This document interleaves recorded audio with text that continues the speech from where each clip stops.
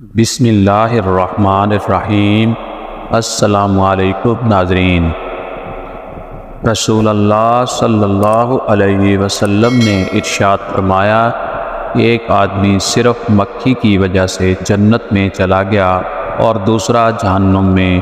صحابہ اکرام نے عرض کیا، یا رسول اللہ صلی اللہ علیہ وسلم وہ کیسے؟ نبی کریم صلی اللہ علیہ وسلم نے ارشاد فرمایا، دو آدمی ایک قبیلے کے پاس سے گزرے۔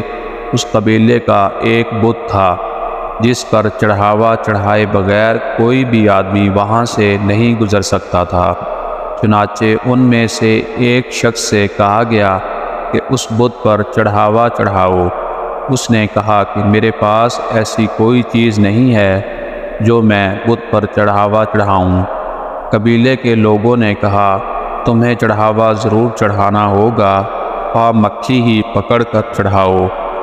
مسافر نے مکھی پکڑی اور بت کی نظر کر دی۔ لوگوں نے اسے جانے دیا، چنانچہ وہ اس چڑھاوے کی وجہ سے جہنم میں چلا گیا۔